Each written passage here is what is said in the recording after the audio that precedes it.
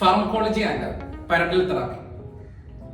Young exam എഴുതുന്ന ആൾക്കാർക്ക് ഒരു തലവേദനയായിരിക്കും അല്ലെ ഈ പറയുന്ന നമ്മളുടെ മെഡിക്കേഷൻസിന്റെ കാര്യം.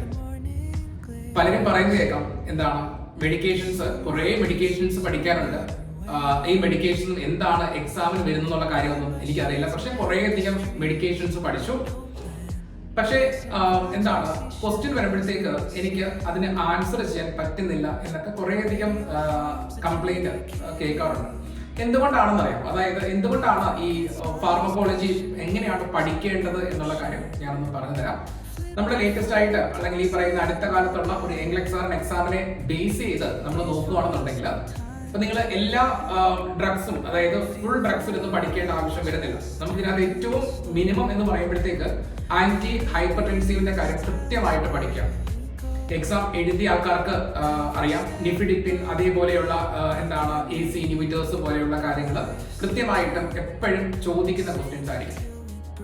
ചില ക്വസ്റ്റിനകത്ത് ആന്റി ഹൈപ്പർടെൻസീവ് ആണ് ചോദിക്കുന്നതെങ്കിൽ ചില ക്വസ്റ്റിനകത്ത് കൂടുതൽ ചോദിക്കുന്നത് നമ്മളുടെ ആന്റി ഡിപ്രസന്റും അതുപോലെ തന്നെ എന്താണ് നമ്മളുടെ ആന്റി സൈക്കോട്ടിക്സിന്റെ കാര്യങ്ങളും അതിന്റെ സൈഡ് എഫക്റ്റുമാണ് ചോദിക്കുന്നത്. ഇത് രണ്ടും കൃത്യമായിട്ട് ഒന്ന് പഠിച്ചുകൊണ്ട് പോകാൻ വേണ്ടി ശ്രമിക്കുക. ഇതാണ് ആദ്യമായിട്ട് പഠിക്കേണ്ടത്. ബാക്കി പഠിക്കേണ്ടതായിട്ടുണ്ട്, ഞാൻ പറഞ്ഞു തരാം. പക്ഷെ ഇത് രണ്ടും ആദ്യമായിട്ട് പഠിച്ച് നല്ലതുപോലെ പഠിച്ചു കിട്ടാം. പിന്നീട് ഇത് രണ്ടും പഠിച്ചു കഴിഞ്ഞിട്ട് പിന്നെ പഠിക്കേണ്ട കാര്യം നമ്മുടെ അനാലിസിക്സ്, നമ്മുടെ മോർഫിനുമായിട്ട് ബന്ധപ്പെട്ട കാര്യങ്ങൾ, ഓപ്പിയോയിഡിന്റെ കാര്യങ്ങളൊക്കെ പഠിച്ചു വെക്കാം.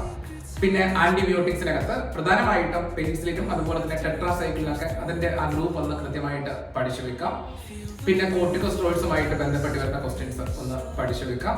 പിന്നെ നമ്മുടെ ആന്റി കൊയാഗുലന്റുമായിട്ട് ബന്ധപ്പെട്ട് വരുന്ന ക്വസ്റ്റ്യൻസ് നമ്മളൊന്ന് പഠിച്ചു വെക്കാം. ഹെപ്പാറിനും വാർഫാറിനുമായിട്ട് ബന്ധപ്പെട്ട് വരുന്ന ക്വസ്റ്റ്യൻസ് ഒന്ന് പഠിച്ചു വെക്കാം. പിന്നെ OB മെഡിക്കേഷൻസ് ഇമ്പോർട്ടന്റ് ആയിട്ട് വരുന്ന കാര്യമാണ്. OB മെഡിക്കേഷൻസിന്റെ കാര്യം അതും ഒന്ന് കൃത്യമായിട്ട് പഠിച്ചു വെക്കണം. അപ്പം ഏകദേശം കൃത്യമായിട്ട് നല്ലതുപോലെ പഠിച്ചു വെക്കേണ്ട ഒരു കാര്യം എപ്പോഴും ആന്റി ഹൈപ്പർടെൻസീവ് ആണ്. അതൊരിക്കലും പഠിക്കാതെ പോകരുത്. അത് വളരെ ഇമ്പോർട്ടന്റ് ആയിട്ട് വരുന്ന കാര്യമാണ്. പിന്നെ നമ്മുടെ ആന്റി ഡിപ്രസന്റും അതുപോലെ തന്നെ ആന്റി സൈക്കോട്ടിക്സുമായിട്ട് ബന്ധപ്പെട്ട ക്വസ്റ്റ്യൻസും അതുപോലെ തന്നെ ആന്റി സൈക്കോട്ടിക്സിന്റെ സൈഡ് എഫക്റ്റ് ആണ്. നേരത്തെ പറഞ്ഞതുപോലെ തന്നെ ആന്റി സൈക്കോട്ടിക്സിന്റെ സൈഡ് എഫക്റ്റ് ആണ് എപ്പോഴും ചോദിക്കുന്നതും അതും കൃത്യമായിട്ട് മനസ്സിലാക്കി വെക്കാം.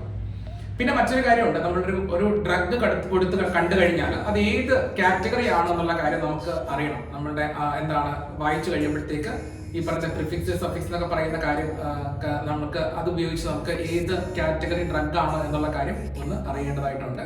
അത് നമുക്ക് എല്ലാവർക്കും യൂട്യൂബ് വീഡിയോസ് ഒക്കെ ഉണ്ട്. എങ്ങനെയാണ് ആ പറയുന്ന ഒരു ഡ്രഗിന്റെ പേര് കണ്ടാൽ അതെങ്ങനെയാണ്, അത് ഏത് കാറ്റഗറി ആണെന്നുള്ള കാര്യം നമുക്ക് അറിയാൻ പറ്റും. അത്ര മാത്രമേ ഉള്ളൂ. അത്ര വലിയൊരു ഈ പറയുന്ന പാടുള്ള ക്വസ്റ്റ്യൻസ് ഒന്നും അല്ല വരുന്നത്. മിക്കവാറും വരുന്നത് എപ്പോഴും ആന്റി ഹൈപ്പർടെൻസ് തന്നെയായിരിക്കും. അത് നല്ലതുപോലെ പഠിച്ചു വെക്കാം. അതാണ് ഏറ്റവും കൂടുതൽ പറയാനുള്ള കാര്യം. പിന്നെ നമുക്ക് മോർഫിൻ അതുപോലെ തന്നെ ആന്റി കൊയാഗുലൻസുമായിട്ട് ബന്ധപ്പെട്ടിരുന്ന ക്വസ്റ്റ്യൻസ് അതൊക്കെ സ്ഥിരമായിട്ട് വരുന്ന ക്വസ്റ്റ്യൻസ് ആണ്. ഇത്രയാണ് ഇതിനകത്ത് ഫാർമക്കോളജി ആൻഡ് പാരന്റൽ തെറാപ്പി എന്ന് പറയുന്ന ഇംഗ്ലക്സാറിന്റെ ഒരു ഡൊമൈനകത്ത് പഠിക്കേണ്ടതായിട്ടുള്ളത്. കൂടുതലായിട്ട് നിങ്ങൾക്ക് എന്തെങ്കിലും ഡൗട്ട്സ് ഉണ്ടെന്നുണ്ടെങ്കിൽ നമ്മുടെ നമ്പറിലേക്ക് നിങ്ങൾക്ക് കോൺടാക്ട് ചെയ്യാൻ പറ്റും. ഞങ്ങൾ കൂടുതലായിട്ടുള്ള വിവരങ്ങൾ നിങ്ങൾക്ക് തരാം. എന്തൊക്കെയാണ് പഠിക്കേണ്ടത്, എങ്ങനെയാണ് പഠിക്കേണ്ടത് എന്നുള്ള കാര്യങ്ങൾ ഞങ്ങൾ പറഞ്ഞു തരാം.